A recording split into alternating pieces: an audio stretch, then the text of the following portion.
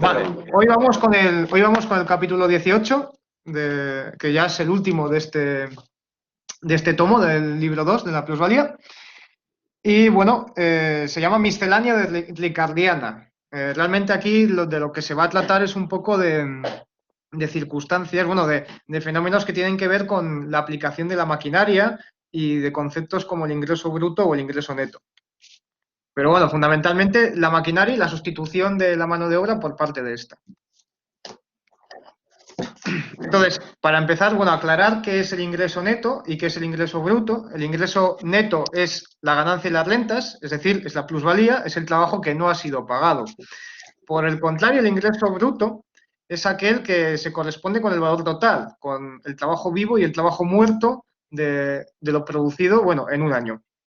Entonces, serían dos categorías diferentes. Lógicamente, el ingreso neto se deduce, o sea, se obtiene, vaya, o podemos calcularlo, de deducirle al ingreso bruto todo aquel valor que no se corresponde con ganancias, porque al final la renta viene de la ganancia, pues todos esos costes formarían parte de lo que sería, sería lo que se le deduce al ingreso bruto para obtener el ingreso neto.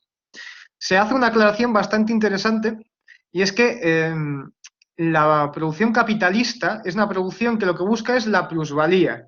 Y esto es una idea que va a recorrer el resto del capítulo cuando nos planteemos, cuando se planteen ciertas circunstancias. ¿Cuál va a ser el objetivo de este modo de producción y cómo va a enfocar los distintos retos que va a encontrarse? Bueno, pues no va a pensar en cómo producir más riqueza, más valores de uso, va a pensar estrictamente en cómo producir más plusvalía.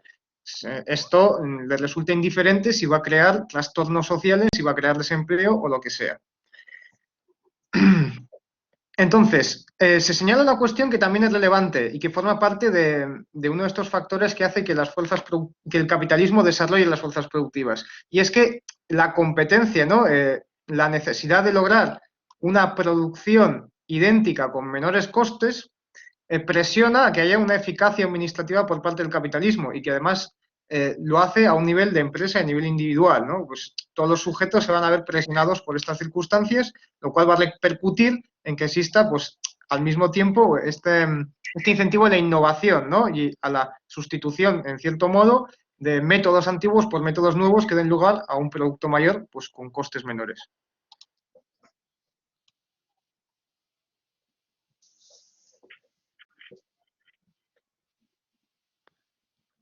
Bueno, aquí aclaran por el chat, dice, ingreso neto igual a plusvalía e ingreso bruto igual a valor añadido, plusvalía más capital variable, que son categorías de Ricardo, no de Marx.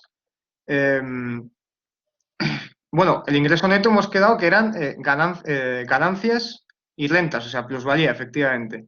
Y claro, el ingreso bruto realmente es eso, es el trabajo consumido, el trabajo vivo consumido y también el trabajo...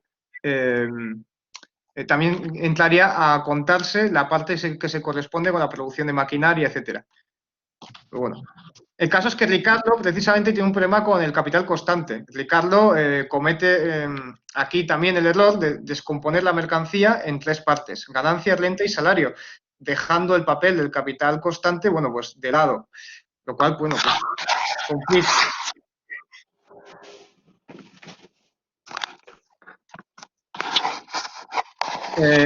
Hay un micrófono que está haciendo ruido. Si podéis quitarlo mientras tanto, pues mejor. Vale. Se nos dice también que los impuestos y el mantenimiento de los trabajadores improductivos, bueno, pues tanto funcionarios del Estado como personal que trabaja para los capitalistas, pues como trabajadores domésticos o lo que pudiera ser, secretarios, administrativos, etcétera, su ingreso proviene de este ingreso neto, de esta plusvalía. Ahora bien, aquí cabría hacer un comentario, y es que en los tiempos de Marx la capacidad fiscal de los estados era diferente a la que tenemos a día de hoy, y no existía, o por lo menos hasta donde yo sé, apenas existía los impuestos indirectos.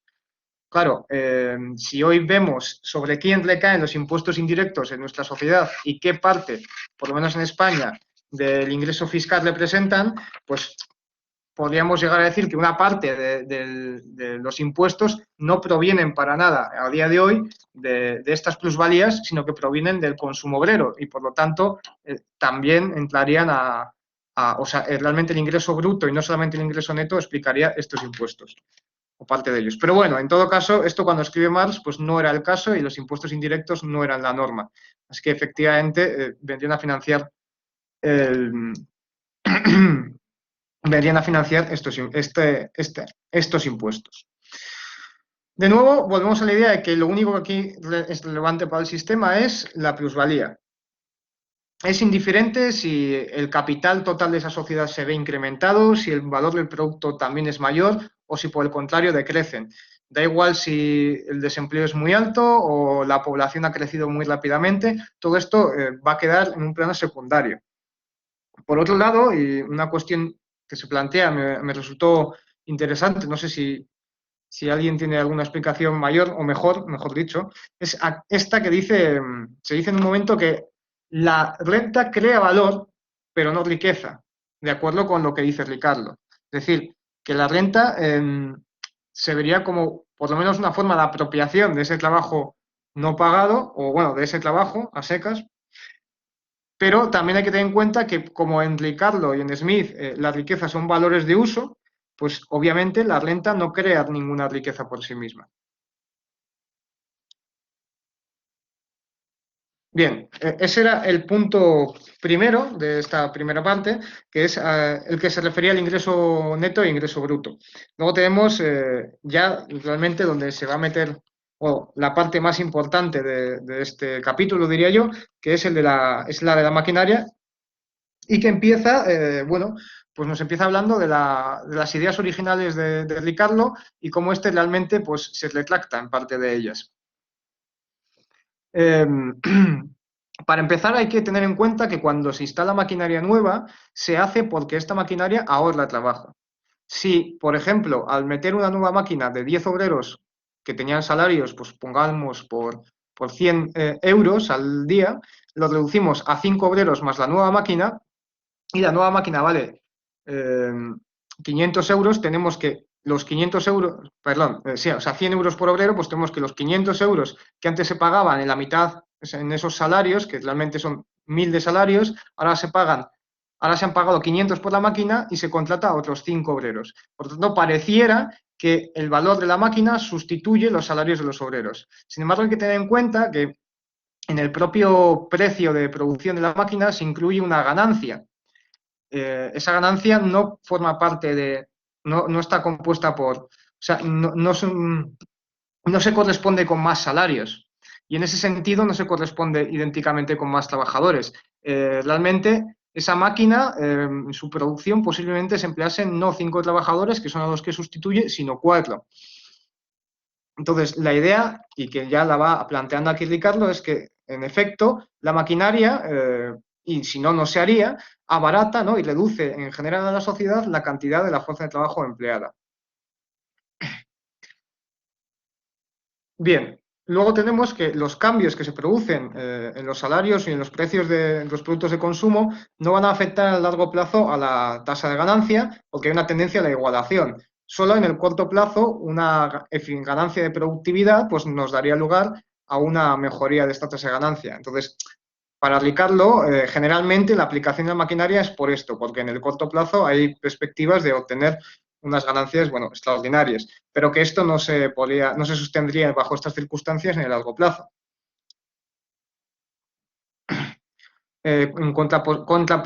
Contraposicionándose a SEI, pasamos ya aquí a otro apartado, ¿no?, de este punto de maquinaria, que ha sido titulado en la edición en castellano Ricardo acerca de la influencia de las mejoras introducidas en la producción sobre el valor de las mercancías.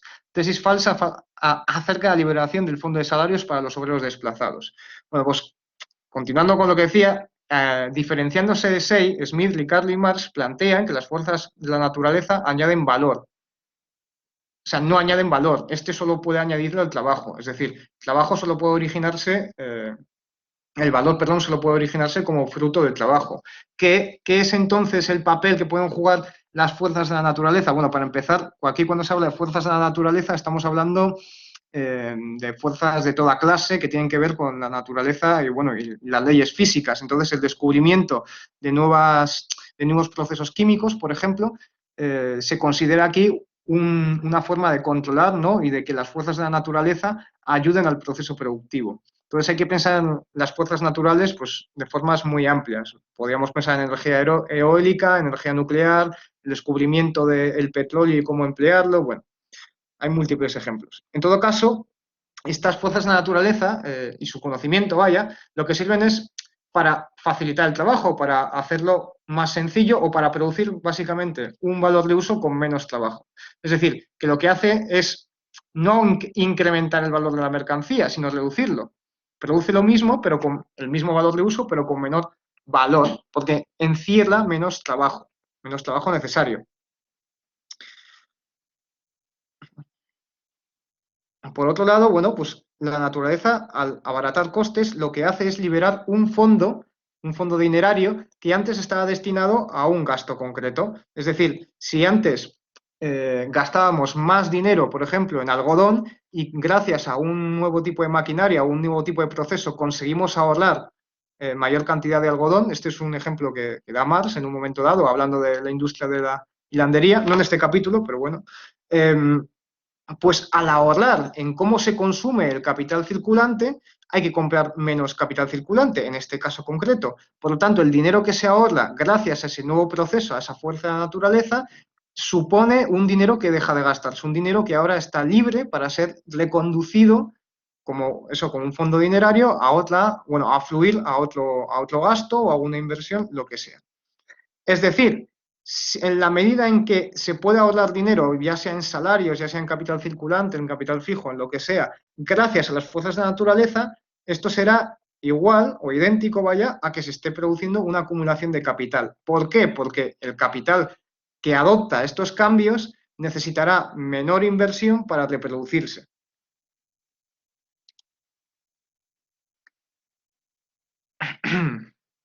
Por otro lado, aquellos que ahorren trabajo suplantándolo por una máquina, gracias, bueno, pues a la ayuda de estos agentes de naturaleza, hará que el proceso sea más productivo, ¿no? Como íbamos diciendo. Pero se liberará este fondo económico, pero hay una proposición falsa del lado de Ricardo. Y es que como las empresas individuales sufren este cambio por el cual se les libera este fondo económico al introducir la maquinaria, es decir, tienen un nuevo capital dinerario para gastarlo en otro sitio, Ricardo asume que como al mismo tiempo existe una bolsa de trabajadores desempleados que han sido sustituidos por máquinas que ahora está buscando empleo, pues ese fondo se conducirá, ¿no? Se igualará con esa cantidad de trabajadores desempleados que eran realmente los trabajadores que, en cierto modo, pues se empleaban antes de que se introdujera esa maquinaria. Es decir, que se corresponde, su fuerza de trabajo, en términos de valor, se corresponde con esos fondos liberados gracias a la maquinaria. Bien, pues esto es lo que inicialmente pensaba Ricardo y es una idea que no se sostiene. Porque como ya partíamos de la base inicial y seguiremos viendo, no se sostiene que la liberación de estos fondos vaya a repercutir directamente en que estos trabajadores vuelvan a ser contratados en otras industrias o donde sea, porque lo que estamos viendo es que lo fundamental es la plusvalía. Entonces, solamente esos fondos liberados van a volver a invertirse en salarios, da igual en la rama que sea, en la rama que sea, da igual el capitalista que lo haga, o en qué empleo lo haga, solo se volverán a gastar en salarios en la medida en que gastarlos en salarios sea la opción pues, más rentable, la que dé lugar a un ingreso neto mayor, a una plusvalía mayor. Y pues veremos que no siempre es así. ¿Qué sucede cuando la maquinaria empieza a sustituir a los trabajadores de forma masiva? Por ejemplo, de nuevo, la industria textil, que tuvo un papel muy importante en el siglo XVIII. ¿Qué sucede cuando se producía un cambio en una industria como esta, que era tan importante la cantidad de trabajadores que empleaba? Bueno, pues que al haber muchos despidos, pues se crea un ejército industrial de reserva. Realmente el ejército industrial de reserva es casi un fundamento del capitalismo. Es necesario que haya un ejército industrial de reserva. El tamaño del mismo, eso ya es variable. Cuanto más grande es el ejército industrial de reserva, el poder negociador del capital es mayor. ¿Por qué? Porque al final esto es como una curva de oferta y demanda. Tenemos la oferta de trabajo que hacen los desempleados y tenemos la demanda de trabajo que tienen las empresas capitalistas. Si la demanda de trabajo es muy alta y la oferta es baja, pues el poder de negociación de los trabajadores será mayor que si hay muchos desempleados y una demanda de trabajo escasa. Dicho esto, al final, el trabajador, aunque haya escasez de mano de obra y tenga un mayor poder de negociación, sigue siendo un agente supeditado. No nos llevemos a confusión. Bien, se pasa al siguiente subpunto, el de la imparcialidad y veracidad científica de Ricardo, quien revisa sus ideas en torno a los problemas de la maquinaria. Ricardo realiza una autocrítica y Marx dice que esto da cuenta de su buena fe como científico. Se habla también de diferentes premisas falsas que se mantienen en Ricardo y en su nuevo planteamiento del problema. O sea, aunque Ricardo hace autocrítica, no resuelve completamente o satisfactoriamente, mejor dicho, esta cuestión. Entonces, él reconoce que su asunción inicial de que los trabajadores sean contratados no se cumple y que realmente los trabajadores pueden verse perjudicados por estos cambios de sustitución de maquinaria, sobre todo cuando estos cambios, estos despidos, se perpetúan en el tiempo, ¿no? Pues esta tendencia no se corrige, digamos.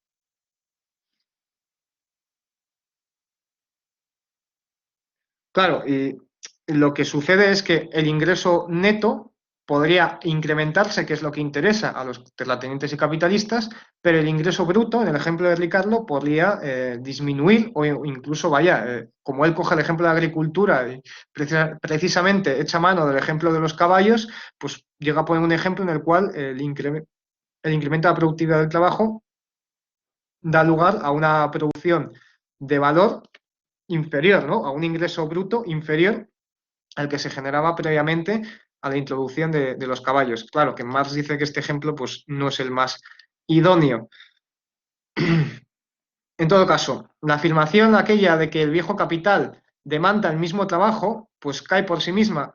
Ya sabemos que cuando se, cuando se implementa una innovación o maquinaria nueva, en cualquier caso, cuando se cambian las condiciones en que se da ese trabajo concreto y en que se consume el capital, pues se suele producir un cambio en la composición orgánica del capital, es decir, en qué parte se corresponde a capital constante y en qué parte se corresponde a capital variable.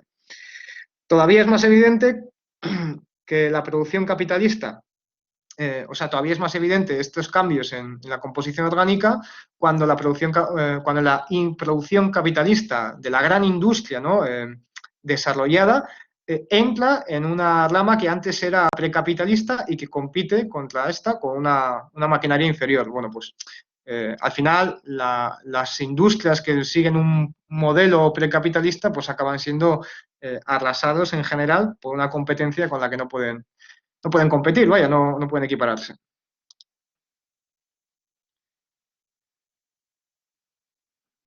Claro, en general, bueno, a veces, bueno, o puede suceder que la introducción de nueva maquinaria no repercuta directamente en despidos, sino sencillamente en un cambio en esta composición orgánica del capital. A saber, se mantiene la plantilla antigua, pero ahora, cuando se hace la contabilidad, pues se observa que la parte que se corresponde al capital constante del valor de un valor de uso de una mercancía, pues es mayor o se ha incrementado en relación a la que tenía, o sea, en relación al capital variable. Entonces, bueno, pues lo que tenemos es que tanto el capital fijo como el circulante, si no alguna de estas dos, pues incrementan más rápido que el capital variable.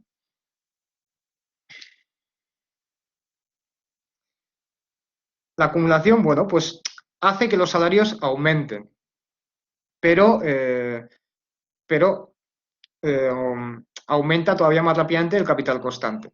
¿Qué sucede? Que a medida que se produce la acumulación, hay dos procesos simultáneos. Por un lado, la extensión de las fuerzas productivas capitalistas, en el sentido de que cada vez hay, digamos, más industrias y más productos que son mercantilizables, y en ese sentido se va contratando a más personas en más ramas de la producción. Y al mismo tiempo se da otro proceso por el cual se expulsa mano de obra de las industrias gracias a la innovación técnica, la maquinaria, y esos trabajadores pues tienen que encontrar, bueno, son desempleados y van a buscar empleo. ¿Cuál es la cuestión? Que puede incrementarse la cantidad de trabajadores contratados al mismo tiempo que se reduce la proporción de salarios en relación a otro tipo de gastos, ¿no? Pues a capital constante.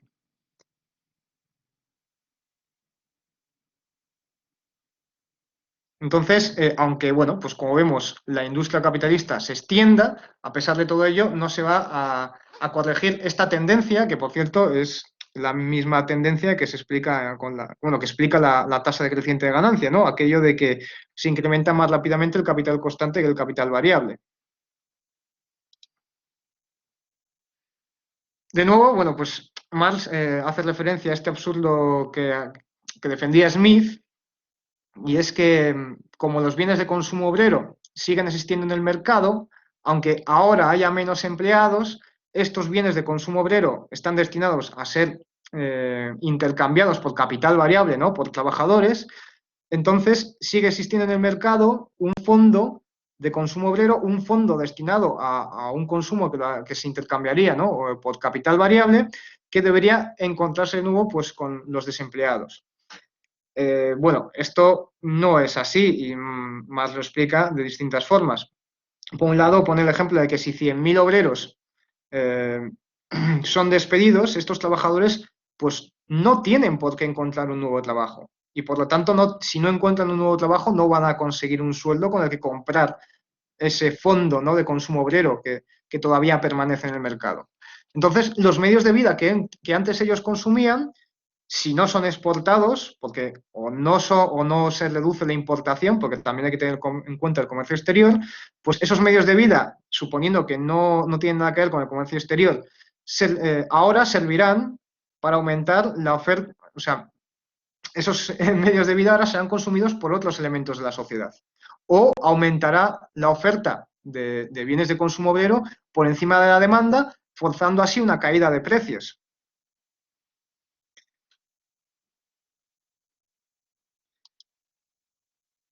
¿Qué sucede? Que a veces el hambre de unos pocos pues, sirve para alimentar mejor a otros.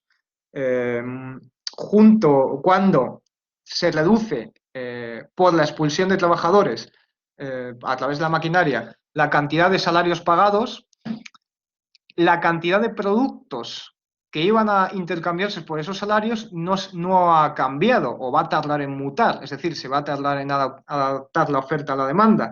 Entonces, esos productos van a ser consumidos por otra gente o van a dejar de ser consumidos. Por ejemplo, pueden ser ahora consumidos por aquellos que viven del ingreso neto, es decir, por aquellos que viven de las ganancias, porque se incremente, supongamos, el consumo de capitalistas o terratenientes o porque al incrementar el consumo de estos capitalistas y terratenientes, estos contraten a trabajadores improductivos de la clase que sean y, bueno, pues estos trabajadores improductivos tienen un consumo y unas condiciones de vida similares a las de la clase obrera. Entonces, a veces cuando se reduce, digamos, esta demanda de medios de consumo obrero por el lado de la clase productiva, ¿no? del proletariado, pues puede incrementarse por el lado, o suele incrementarse en cierto modo por el lado de las clases dominantes. Ahora bien, también sucede que, como decía antes, pues puede bajar la demanda de bienes de consumo obrero y por lo tanto forzar un cambio en el precio. Por lo tanto, ahora lo que antes alimentaba pongámosle, un millón de obreros, ahora sirve para alimentar a 900.000 obreros. Es decir, ahora comen ligeramente mejor toda esta cantidad de población en teoría, a un precio, como han bajado los precios, pues gastan lo mismo, gastan la misma cantidad de dinero en comprar esos alimentos, pero eso sí, los compran a un precio menor por unidad de producto. Por otro lado, y como ya señalaba antes, bueno, pues el capitalismo requiere de que exista requiere de la existencia de un ejército industrial de reserva. Es decir, el capitalismo requiere de que exista una superpoblación. Y esta superpoblación, nos dice Marx, solo puede ser absorbida por el capital constante en tiempos de máxima prosperidad. Antes de la crisis que podemos llamarle, bueno, o se le llama ahora del coronavirus, ¿no? Esta crisis de 2020, pues Estados Unidos había llegado, por ejemplo, a mínimos históricos en su tasa de paro. Esto puede ser un indicativo de en qué circunstancias pues, se encontraba entonces la economía estadounidense. Si bien tal vez no sea lo más apropiado hablar de máxima prosperidad, como veremos más adelante, las circunstancias en que los capitalistas deciden contratar más obreros frente a capital constante, bueno, pues es algo que puede darse. Pero bueno, en todo caso, es cierto que podemos ver que las oscilaciones del ejército industrial de reserva están relacionadas con distintos momentos del ciclo económico. Se incide un poco por encima, bueno, más que se incide, se habla o se toca la idea de trabajadores que trabajan menos de lo que desearían. Es decir, se toca la idea del subempleo. Es cierto que no solamente tenemos escasez, digamos, o se reduce el gasto en capital variable despidiendo trabajadores, sino también contratándolos menos horas. Yo tal vez quisiera tener un trabajo de 8 horas, pero tengo una jornada de 4 horas y por lo tanto cobro la mitad de lo que cobraría si trabajase esas 8 horas. Entonces, bueno, pues junto al fenómeno del desempleo está también el del subempleo. ¿Qué nos dice al final de todo este movimiento? Bueno, pues que los puestos de trabajo que se pierden por la introducción de maquinaria en algún momento van a ser recuperados, por lo menos en términos absolutos, no en términos relativos, nunca se recuperarán, o en principio nunca, pero en términos absolutos, bueno, pues al final la acumulación capitalista, como se va a ir expandiendo, pues va a acabar creando puestos, ya sea en esa industria, porque esa industria se ha ampliado, o en otras industrias diferentes a la que aplicó esa innovación con maquinaria. Entonces, también es cierto que, por otro lado, como señalamos antes, puede incrementarse o se va a incrementar el número de trabajadores improductivos. Cada vez más, se nos dice, se diferencian los ingresos en que se gasta la renta. Bueno, con respecto a todo esto, de que se recuperarán los empleos, Marx señala, y creo que también Ricardos, que serán los trabajadores, no los despedidos, sino aquellos que venían a reemplazar los que ya estaban trabajando previamente, es decir, bueno, pues todos sabemos, ¿no?, que la vida del ser humano es limitada, hay un momento en el que ya no puede rendir más como trabajador y, bueno, pues se jubila, digamos, o muere. Entonces, en el momento en el que el trabajador se jubila o muere, pues tendrá que ser reemplazado por alguien más joven que pues, se ocupe de ese oficio. Entonces, ¿qué nos está diciendo Marx? Que realmente este proceso requiere tanto tiempo que no beneficia, que los trabajadores que vuelven a ser contratados no son realmente aquellos que fueron despedidos en muchos casos, sino que son trabajadores nuevos. Entonces, en cierto modo, la maquinaria crea un paro estructural. La sustitución de mano de obra por maquinaria, como tarda tanto tiempo, digamos, en corregirse, esos desempleados que ha generado la introducción de la maquinaria puede que no encuentren empleo nunca más en su vida laboral o tarden mucho tiempo en hacerlo. Más todavía cuando ellos no se han adaptado de forma apropiada a los cambios de innovación en cómo se consume la fuerza de trabajo. Es decir, alguien que no sabe manejar un ordenador y trabajaba en una industria fabril, ahora esa industria fabril ya no existe o él ha sido despedido y no puede encontrar puestos en una rama similar a la suya, pero también encuentra dificultades para adaptarse a, bueno, pues el empleo de plataformas, por ejemplo, como Excel, por poner un ejemplo. Entonces, bueno, pues yo creo que estas ideas o esa incidencia que hace Marx, pues se vincula un poco con esto del paro estructural, el subempleo, etcétera.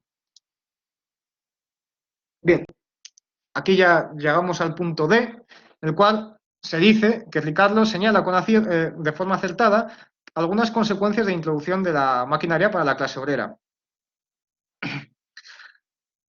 Bueno, y también nos encontramos que hay ideas apologéticas en cómo Ricardo explica el problema.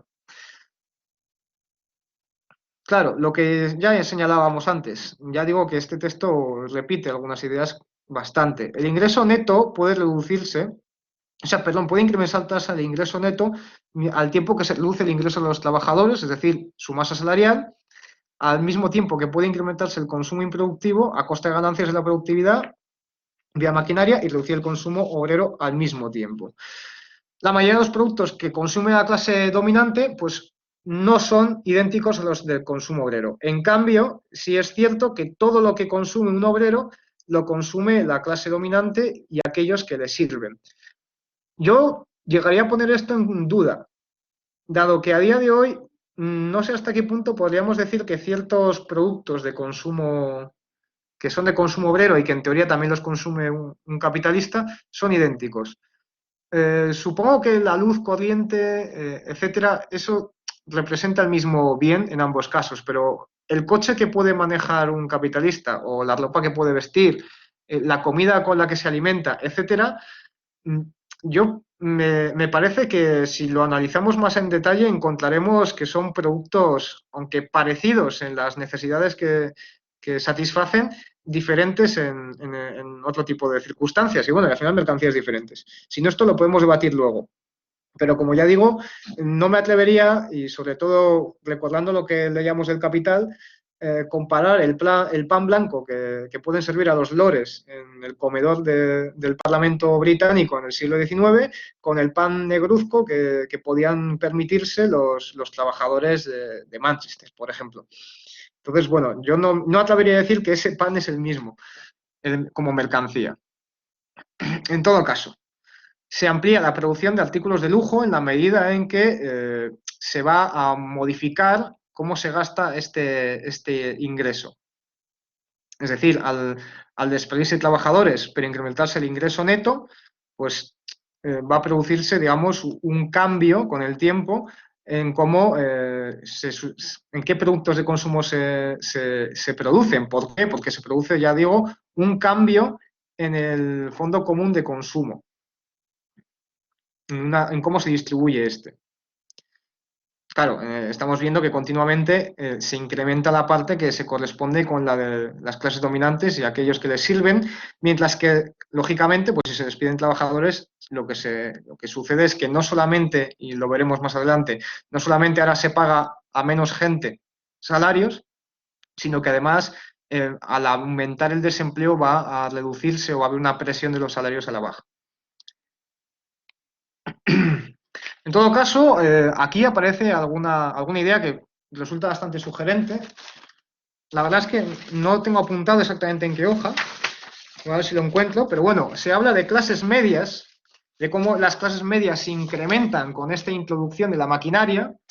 A ver, al final esto es muy lógico, si la maquinaria ahorra trabajo, queda más riqueza en términos de valor para emplear a otro tipo de trabajadores, ¿no? Improductivos o empleos que, como ya digo, no se consumen de forma capitalista.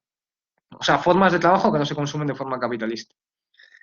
O no de forma productiva, al menos. En todo caso, bueno, pues este proceso de la introducción de la maquinaria ahorra trabajo y eso permite que exista un mayor grupo de personas que se encuentren entre un mayor grupo entre las capas, entre los proletarios y los capitalistas, ¿no? Pues que estas capas incrementen su número. Y bueno, también se indica o se señala una idea que me parece bastante interesante y tal vez incluso conflictiva, que es esto de que las clases medias, bueno, pues viven a costa de los trabajadores, eso lo tenemos claro porque son ellos los que generan el valor, pero también que estas clases medias cumplen un papel un papel funcional a la clase dominante, apuntalan su poder. Entonces, bueno, a ver. Exacto, página 527, que se dice, lo que se olvida de destacar es el constante, bueno, se olvida Ricardo de destacar, es el constante aumento de las clases medias situadas entre los trabajadores de una parte y de otra parte el capitalista y el terrateniente, que se hallan en el centro y se extienden cada vez más directamente. ¿No? Dice así, en gran parte por el ingreso que gravitan como una carga sobre la base de los trabajadores y que viene a aumentar la seguridad social y el poder de los 10.000 de arriba. Es decir, bueno, aquí en esta última parte y en la página 528 nos dice esa idea de que esta parte de las capas medias no solamente tiende a crecer, sino que además su papel es el de aumentar la seguridad social, es decir, el de aumentar, digamos, el status quo, o mejor dicho que el status quo, aquellos factores que apuntaran este status quo. Y de nuevo, pues eso, la idea de que lógicamente todos estos trabajadores que son improductivos, pues están alimentados por la clase trabajadora. Bien, pasa luego a comparar Estados Unidos e Inglaterra. Se señala que Estados Unidos es una nación con más máquinas que Inglaterra y, sin embargo, los bienes de consumo obrero son más caros en Inglaterra, mientras que, y en esta misma nación, sobra población y en Estados Unidos escasea. En principio, la idea que se plantea o que van planteando Smith, Ricardo, es que, bueno, si el capital, si la maquinaria es muy, si la maquinaria es muy cara en relación a los salarios, es decir, si los salarios son muy baratos en relación a la maquinaria, no habrá tantos incentivos a invertir en maquinaria. Y por lo tanto, pues cabría pensar que si los salarios son bajos, habría menos máquinas. En cambio, si los salarios son altos, como los salarios son altos, tienen un coste muy relevante, hay un incentivo a que se sustituya la mano de obra por maquinaria. Esto es realmente lo que sucede en los Estados Unidos. Como hay una población tan escasa, como no se produce esta situación de superpoblación o se produce una forma marginal, pues se tiende a que haya una gran composición de capital constante, ¿no?, de maquinaria en relación a el coste, ¿no?, la cantidad de salarios que se pagan. Claro, entonces, pues precisamente, ¿no?, como en Estados Unidos la población es baja, los salarios son altos y esto impulsa la mecanización, digamos, de los Estados Unidos por encima del Reino Unido, que tiene salarios bajos.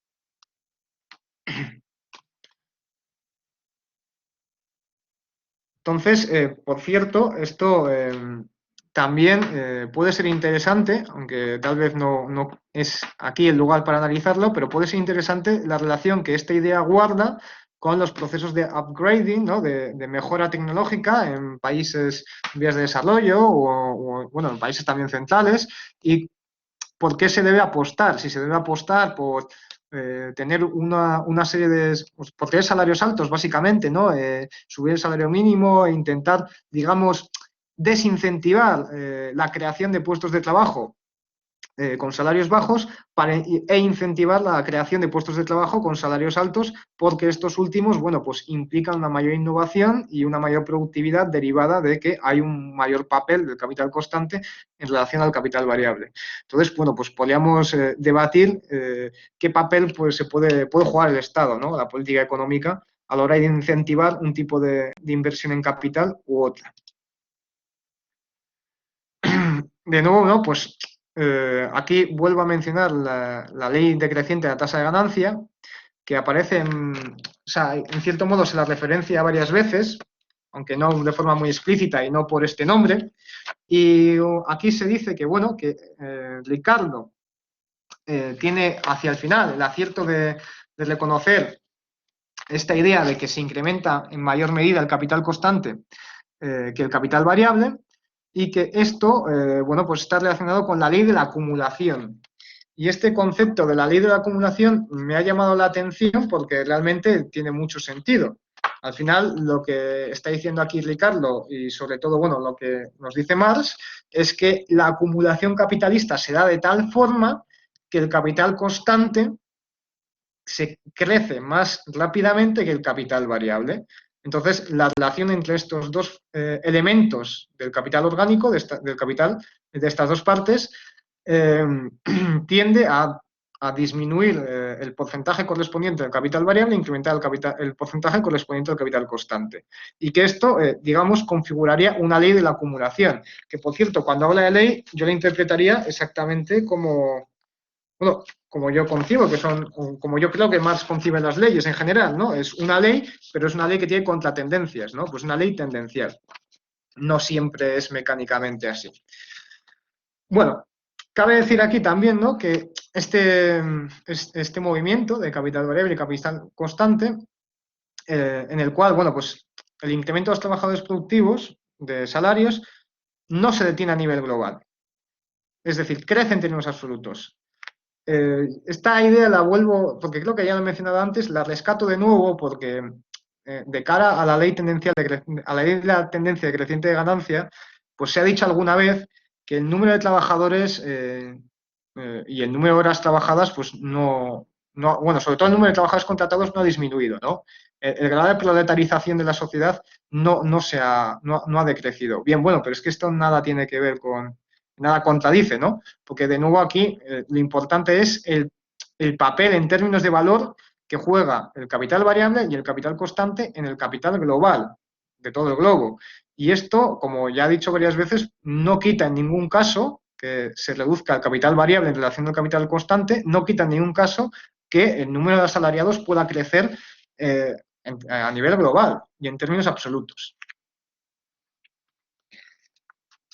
Bueno, pasaría ya a esta segunda parte, que son las ideas de Barton, en el cual, pues bueno, Marx polemiza con este señor. Y bueno, pues partimos del primer apartado, ¿no? Que dice así: tesis de Barton sobre el ascenso relativo de la demanda de trabajo en el proceso de acumulación del capital. Ni Barton ni Ricardo comprenden la trabazón interna entre este fenómeno y la dominación del capital sobre el trabajo. La verdad es que en estas páginas Marx va a ser más político, diría yo, y claro, una de las circunstancias que va a señalar, que va a criticar Marx a estos dos individuos, ¿no? A Ricardo y a Barton, es su falta yo diría, de visión política y del desarrollo que ésta presupone.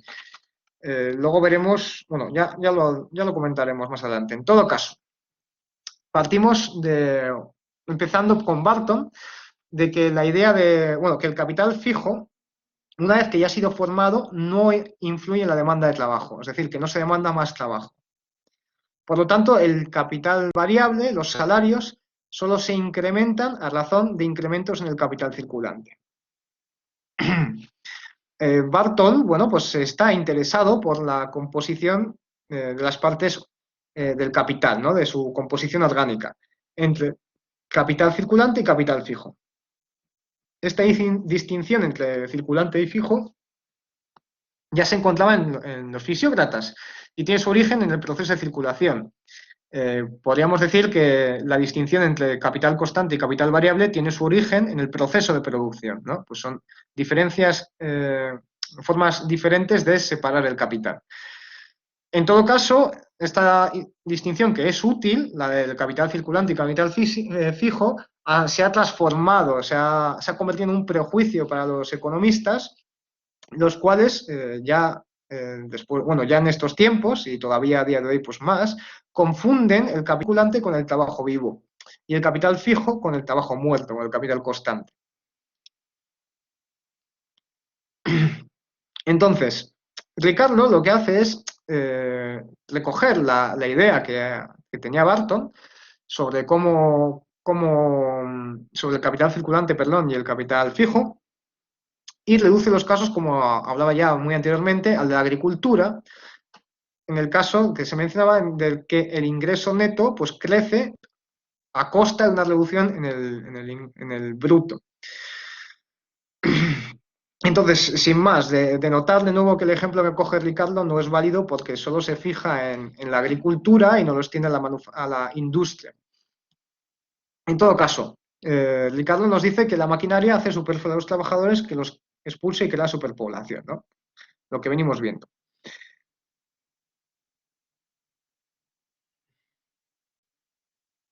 Entonces, que ahora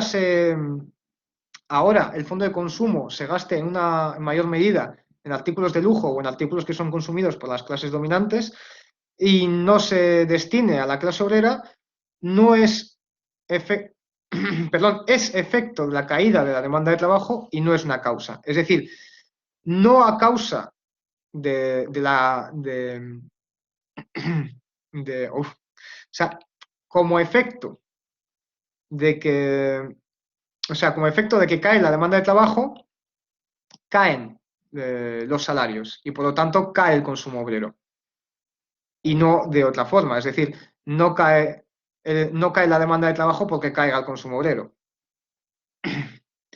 Pero por otra parte, esta caída del consumo obrero es perfectamente reversible. Es decir, esta forma en que se distribuye estos fondos de consumo depende de quién domine. Realmente esto es una pugna por el trabajo pagado y el trabajo no pagado. Entonces, la clase trabajadora lucha porque se incremente la cantidad de trabajo pagado y por lo tanto se reduzca la cantidad de trabajo impago, pero al mismo tiempo el objetivo de la clase dominante es aumentar la cantidad de trabajo impagado. Entonces, por un lado es una pugna entre el trabajo impago y el trabajo pagado, pero al mismo tiempo esto se materializa luego en distintas formas de distribución, es decir, también en distintas formas de consumo. Pues por lo tanto, como vemos, eh, esto es reversible y va a depender de quién domine, es decir, cómo se consume va a depender de cómo se organice el consumo, cómo se reparta el trabajo pagado y el trabajo impagado. Claro, resulta que en el desarrollo de las fuerzas productivas no hay una distribución específica del ingreso, no hay una forma específica de consumir. Lógicamente, se cubren las necesidades para reproducir el capital que está funcionando, pero cómo se va a consumir, digamos, para el producto final a nivel individual entre las distintas clases sociales, bueno, pues eso no viene determinado.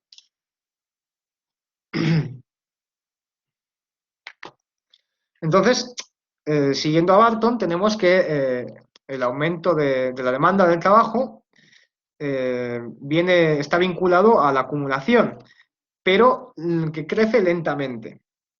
Y nos dice Marx, de entre todas las mercancías, el trabajo es la más difícil de retirar del mercado y, por tanto, de reducirla al nivel de la demanda actual. Aquí estamos, por cierto, si no me equivoco, ya en esa página que no aparecía en la edición en castellano. Que, bueno, son 2 páginas, pero bueno. En todo caso, ¿qué tenemos? Que la mercancía de trabajo, que al final se materializa en personas buscando empleo, es aquella que es más difícil de tirar del mercado. ¿Por qué? Porque o sea, al final la vida en el capitalismo depende de la obtención de un salario, si eres un desposeído. Por lo tanto, la única forma de que estos individuos salgan del mercado laboral es o que mueran o que sean empleados. Por lo tanto, si el número de la oferta, perdón, la demanda de trabajo, perdón, es muy baja, la única forma de retirar, digamos, estas mercancías del mercado es, pues, o contratándolas, que no va a suceder porque ya vemos que la demanda es baja, o que estos trabajadores pues acaben muriendo. Pues al final es difícil que se reduzca la oferta de trabajo, porque al final son vidas humanas y es muy difícil que esta gente encuentre formas de sobrevivir en el capitalismo sin trabajar. Así que, bueno, pues por esta razón, porque, digamos, es muy inelástica la oferta del trabajo, pues entonces lo que tenemos es que va a costar mucho adaptarla. Entonces, de nuevo, este caso en el cual sigue habiendo durante mucho tiempo un desempleo, ¿no? Porque se tarda mucho tiempo en reducir esta oferta de trabajo, eh, esto no se dará y posibilitará unas condiciones diferentes cuando hubiera previamente al crecimiento de la acumulación, hubiera previamente un gran número de desempleados, un gran número de población. ¿Cuál es la lógica de todo esto? Bueno, pues en la medida en que se contrata a más trabajadores, es decir, en la medida en que la demanda de trabajo crece por la acumulación, si el número de trabajadores es escaso, los salarios subirán y además subirán más rápidamente que si hubiera pues, más trabajadores. En cambio, como es en este caso, si hay muchos trabajadores, si hay una gran abundancia de trabajadores, aunque aumente la demanda de trabajo como consecuencia de un crecimiento en la acumulación, los salarios, aunque se incrementarán menos. Es decir, cuando hay un gran ejército industrial de reserva, aunque aumente la oferta de la demanda de trabajo, los salarios seguirán lo suficientemente bajos como para permitir un crecimiento de la acumulación más rápido.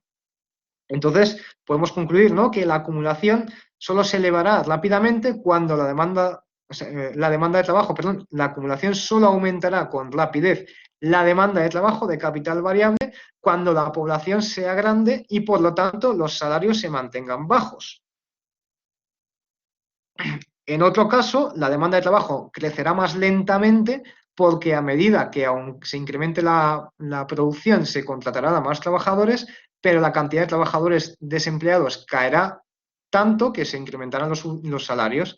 Y al incrementarse los salarios, pues será menos interesante, ¿no? Habrá menos incentivos por parte del capitalista a invertir su dinero en una composición orgánica en la que el salario pues, sea más importante que la maquinaria. O sin más. O sea, al final estamos viendo, no es que sea más importante, sino que sencillamente estará más incentivado a gastar en maquinaria que en salarios.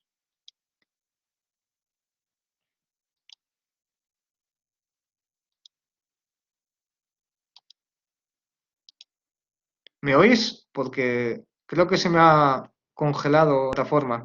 Se te oye, se te oye. Vale, pero no me pasan las diapositivas. No sé si Te paso. vosotros... Sí, dale, a ver. Se me ha quedado donde estaba, congelado, en la 16. No, pero da igual. Si vosotros lo veis bien, tú le das a pasar y yo lo leo desde otro Lo sitio. dejamos en la 17 está Eh, ahora.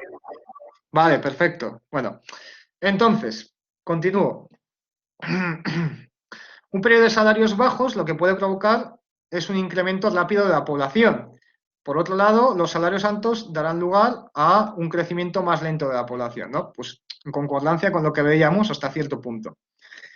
Tengo que hacer notar que aquí Barton de lo que está hablando es de dos momentos históricos que los compara. El crecimiento de la población y los salarios en Inglaterra en la primera mitad del siglo XVIII y el incremento de los salarios y la población en la segunda mitad del siglo XVIII.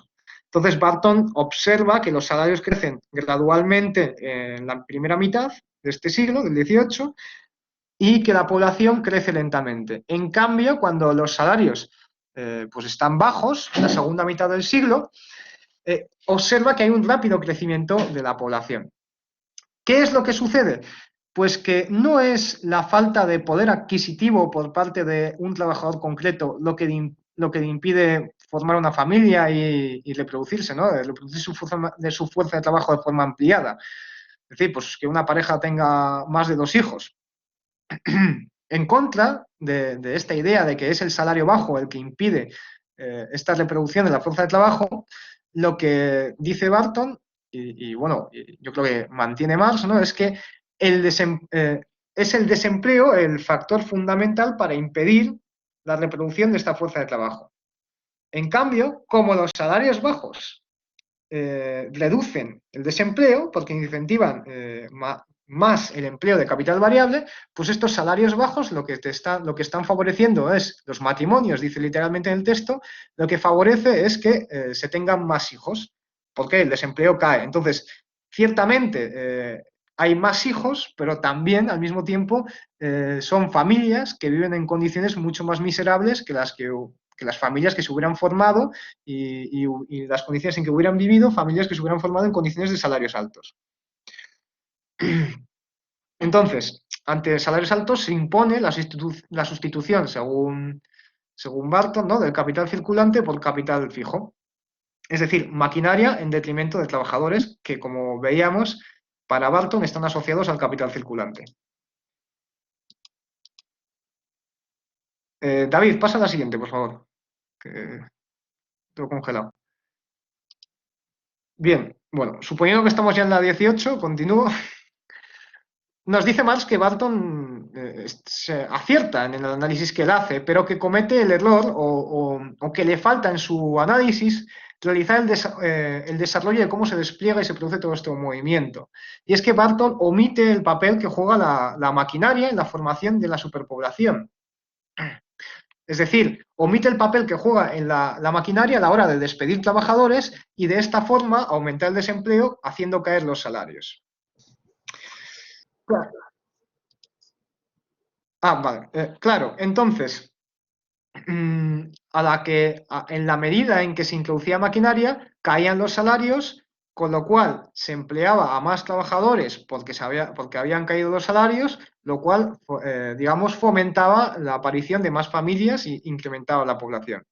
Por otro lado, gracias a la expansión del mercado mundial, nos dice Marx, ¿no? También que esto juega un papel, la fuerza de trabajo que era despedida termina por ser reabsorbida, es decir, se produce como una especie de oleadas. Primero se producen despidos en la rama en la que se introduce maquinaria, pero finalmente estos despidos son reabsorbidos porque el mercado y la producción capitalista continúa creciendo y abarcando más mercados y más ramas, pero este es un ciclo que continúa, entonces de nuevo se vuelve a despedir trabajadores.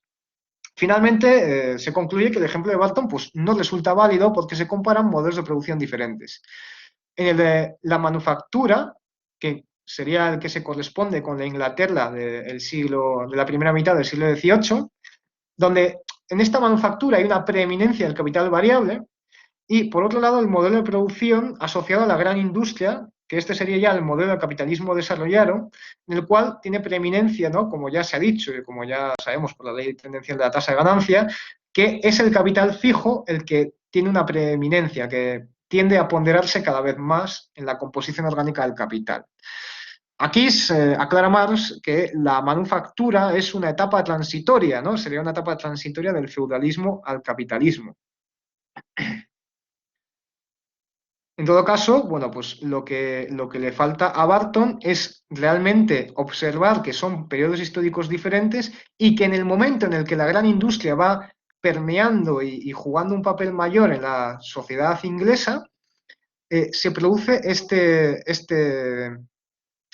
digamos, esta bajada de salarios y esta sustitución de mano de obra por maquinaria que forma esta superpoblación y que al mismo tiempo permite la aceleración, digamos, del crecimiento de la población en la medida en que también va a reducir el desempleo y se van a poder formar muchas familias obreras.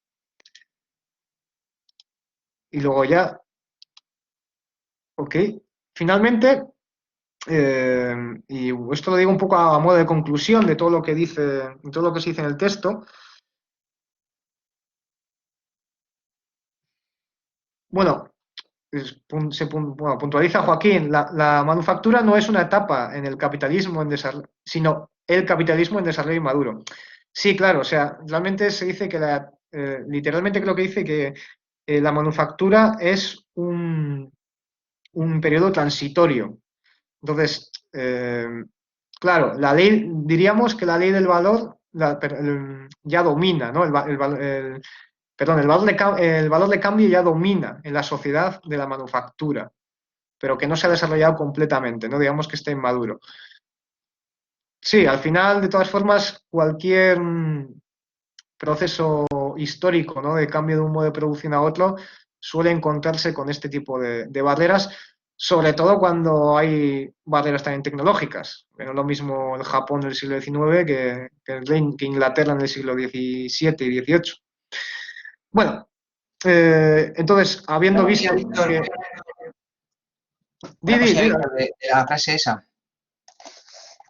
que ahí usa Marx la palabra o el concepto modo de producción, que ya sabemos que en el libro 1 se usa tanto modo de producción para referirse al modo de producción capitalista, feudal, esclavista, y también lo usa para referirse a cómo es la organización del trabajo, ¿no? También habla de que se altera el modo de producción cuando entra una máquina nueva y el modo de producir, pues la mercancía que sea, se modifica. Y que en mi opinión, en este uso que está haciendo aquí, se está refiriendo a esta segunda referencia del uso del modo de producción capitalista. Por eso, la manufactura es una fase de transición de la gran industria, pues que se está alterando no el modo de producción capitalista, sino cómo se producen las mercancías de la fase manufacturera de la gran industria, cuando todo ello, ya lo recogía Marx en el Capital, corresponde a la historia del modo de producción capitalista, ¿no? Sí, o sea, desde luego se corresponde con la segunda acepción que has dado, porque como yo indicaba, ¿no? O yo decía, pues tenemos que en la manufactura hay una preeminencia del capital variable y en la gran industria una del capital fijo. Es decir, perdón, del capital circulante. Bueno, de hecho, la variable. En todo caso, vemos que efectivamente, o sea, el modelo de producción como bloque histórico puede ser el mismo, solo que se encuentra en ese momento un periodo de transición, pero cuando ahí Marx habla de modelo de producción, pues, ¿no? Pues efectivamente se está refiriendo a circunstancias que alteran, ¿no? esa forma de producir, no fundamentalmente, sino en su forma particular, ¿no? Pues preeminencia del capital variable frente a preeminencia del capital fijo. Yo creo que queda claro. Bien, volviendo a esa página que falta en la edición en castellano que tenemos nosotros. Bueno, no es que falta en la edición en castellano, sino que en la digitalización que nosotros hemos leído, pues no está, que es la página 534-535. Son esas dos páginas.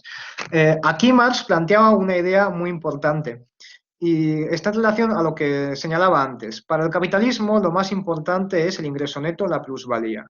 Pero del desarrollo de las fuerzas productivas no se deduce una forma concreta en que distribuir el ingreso. La forma en que este ingreso puede ser distribuido, pues como decíamos antes, depende de las clases dominantes.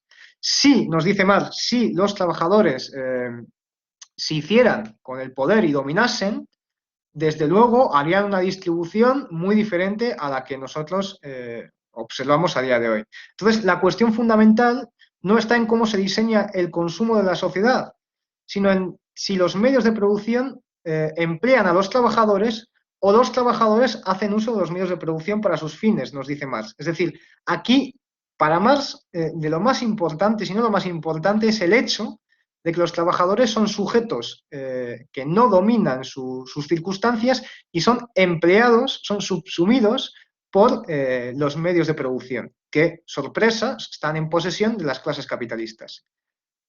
Lo fundamental aquí sería hacer que los trabajadores fueran un sujeto consciente y fueran ellos los que hacen uso de los medios de producción para sus propios fines y no al revés.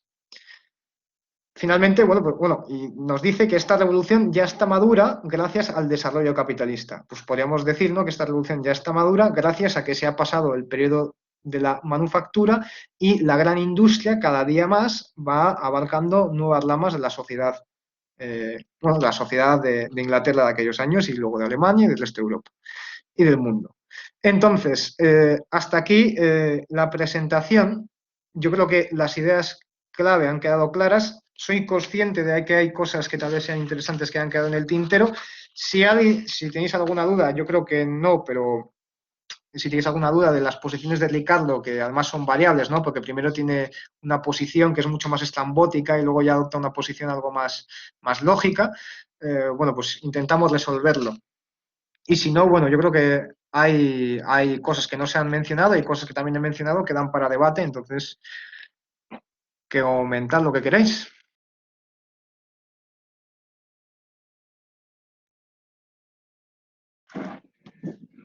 Bueno, yo quiero comentar dos cosas. Una, en particular de esta última parte de la sección. Una hacia el pasado y otra hacia el futuro. La del pasado ya le hemos hablado, es el tema de la manufactura. La manufactura es una mera fase de transición hacia la gran industria, es decir, hacia el capitalismo desarrollado. Yo creo que aquí la teoría de la plusvalía tercia con una posición clara en un debate que existe. Es si la manufactura es una etapa, como ha dicho Víctor, una fase, un modo de producción intermedio entre el feudalismo y el capitalismo. Yo creo que claramente para Marx corresponde a lo que el Gramsci señala en un periodo en que el pasado feudal está muriendo, todavía está vivo, y el capitalismo están haciendo, pero todavía no ha terminado de florecer, pues ahí se inserta la manufactura. No es, en ese sentido, una fase histórica, específica, sino un periodo de transición. Y otra, en relación al futuro, esto que habla de la revolución es interesante porque dice, bueno, un cambio en las relaciones sociales entre trabajadores y capitalistas, una revolución, ¿eh? En las condiciones en que se gobierna la producción capitalista, pero más adelante dice que, por supuesto, él da por supuesto, se asume aquí que la producción capitalista ya se ha desarrollado, ya ha desarrollado las fuerzas productivas en general a un nivel suficientemente elevado para que esta revolución tenga lugar. De nuevo, es evidente que Marx entiende que la revolución socialista, en este caso, requiere el pleno desarrollo capitalista de las fuerzas productivas. Es también pues una posición en otro debate abierto, el socialismo en países atrasados y todo este tipo de cuestiones. Marx entiende, por lo menos en la teoría de la plusvalía, que la revolución solo es posible cuando las fuerzas productivas se han desarrollado suficientemente. Damos por eso, dice. Es decir, que Marx era menschenista.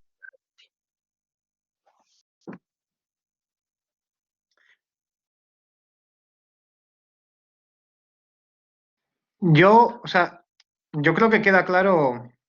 No, Joaquín, tú, espera. O sea, sí, yo creo que estamos de acuerdo, ¿no? En que efectivamente la manufactura es un periodo transitorio que forma parte del bloque del capitalismo, ¿no? Del modelo de producción capitalista. Y yo creo que yo estaría de acuerdo con esa idea, ¿no? De Gramsci, ¿no? De que hay un periodo de transición, ¿no? Hay un periodo, digamos, de dificultad para todo el régimen, ¿no? Para todo el status quo. Entonces, la cuestión es, por un lado, yo creo que Marx asume, por responder a lo que decías, está asumiendo, ¿no? Que el capitalismo ya está lo suficientemente maduro para la revolución bolchevique, por lo menos, socialista, perdón, por lo menos en Reino Unido. Entonces, la cuestión sería, cuando una vez tomado el poder, ¿debemos esperar que vaya a haber otro periodo de transición? En principio, esto es lo que denominamos socialismo y luego sería el comunismo, ¿no? Pero ¿qué clase de cambios deben operarse en ese periodo de transición? Porque vemos que de la manufactura a la gran industria hay un cambio muy relevante, una serie de cambios. ¿Qué cambios debemos esperar en esa transición? ¿Realmente tenemos claro cómo debe darse esa transición, etcétera? No lo tengo yo, no tengo yo tan claro, ¿no? Porque habría que ver en qué termina el experimento chino, etcétera.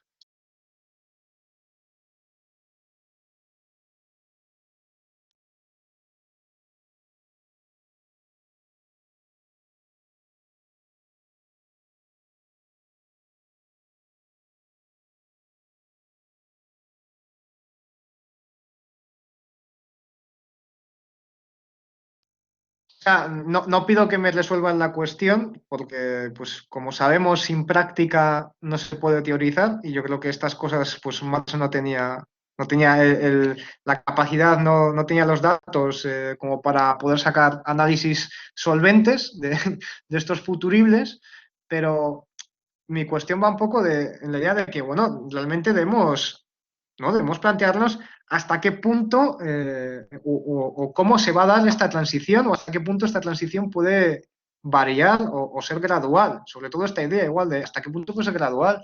Porque realmente leyendo estos textos, por ejemplo, con lo de algunas críticas que se echan a la tasa creciente de ganancia es que ya no se emplean a tantos, o sea, que se ha seguido aumentando la fuerza de trabajo a nivel mundial, a nivel global. Vale, muy bien, pero eso no tiene nada que ver con la cuestión. Entonces, me da la impresión de que elementos como estos no han tenido suficiente atención a veces, o por lo menos cuando yo me he enfrentado al marxismo no siempre se ha estado tan atento, ¿no? A estas ideas de la transición, de que había que desarrollar los medios de producción, etcétera.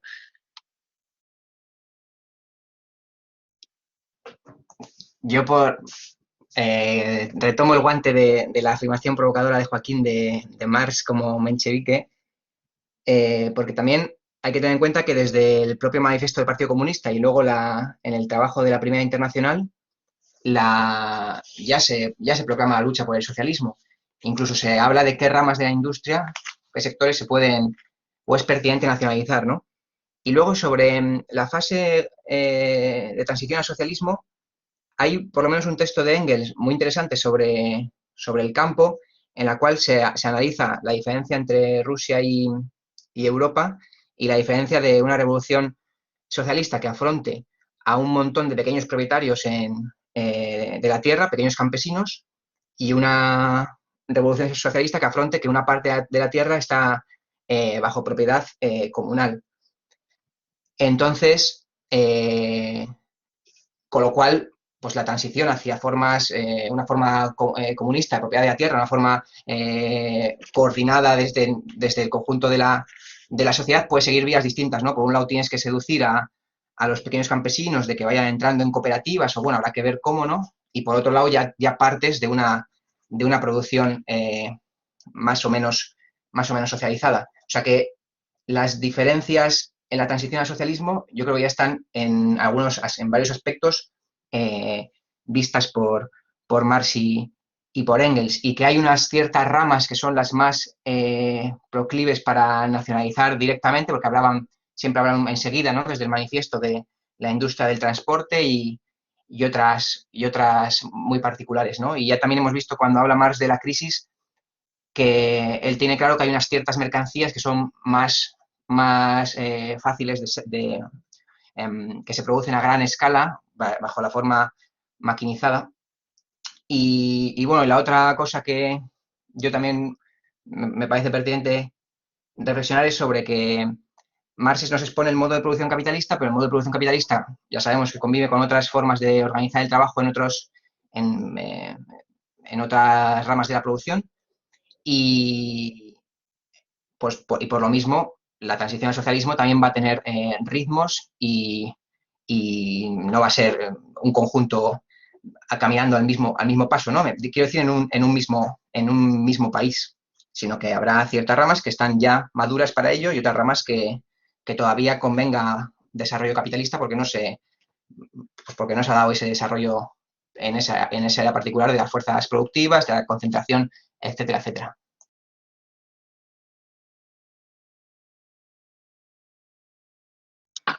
Habría que ver primero qué definimos por menchevique, porque también es una cosa muy, muy variable. De todas formas, ¿no? En relación con esto, mi pregunta, o sea, yo creo que eso lo tenemos claro, ¿no? La existencia de un periodo de transición, la convivencia de distintos modos de producción, etcétera. Mi cuestión sigue siendo la misma y no hay que resolverla aquí. Aquí simplemente se plantean algunos elementos, ¿no? Y es hasta qué punto esa transición debe ser gradual o bueno, y en qué medida podemos considerar que ya esté maduro el capitalismo, porque como vemos, pues digamos que en aquellos tiempos, en los tiempos de Marx, tampoco está tan maduro y ya lo consideraba suficiente para sus objetivos revolucionarios.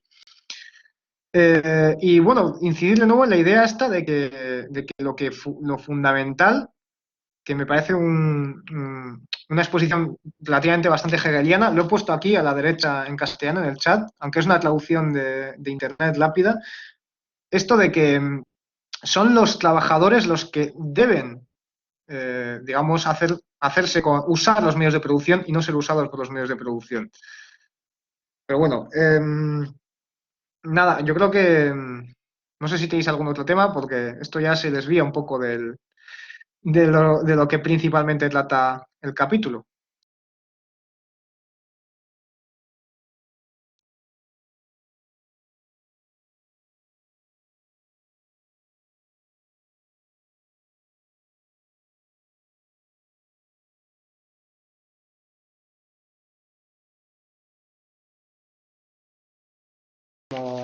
Cosas que hice al final del capítulo sobre Barton, ¿no? Que tiene unos cálculos, ahora no lo encuentro. Pero no, en principio eso no lo he incluido.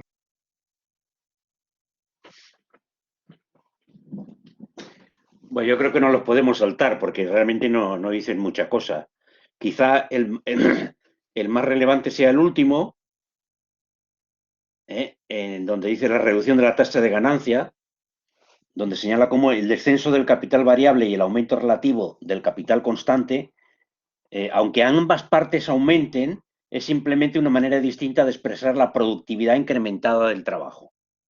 Es decir, bueno, pues esto hace referencia a lo que luego en el tomo 3 del Capital se va a desarrollar en toda una sección, que es la ley de la caída tendencial de la tasa de beneficio. Es decir, la productividad del trabajo se expresa con un crecimiento del capital constante superior al crecimiento del capital variable. Y los otros, pues realmente yo no he encontrado nada importante. La productividad del trabajo agrícola, que cita a alguna gente un poco extraña, John Arbuthnot, nunca le había oído hablar.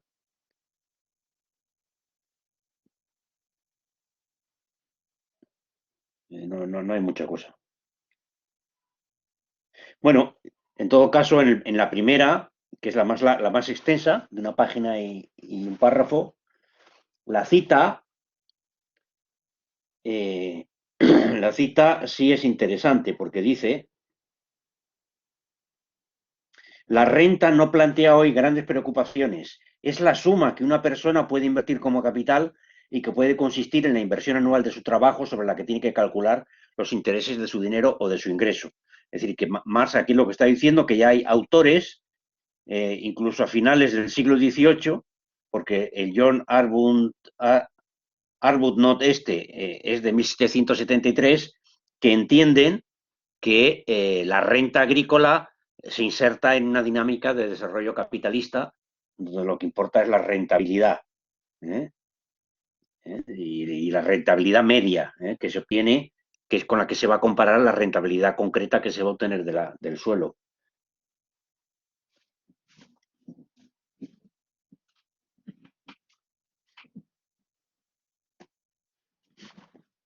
Y bueno, si no hay nada más, dejamos de grabar.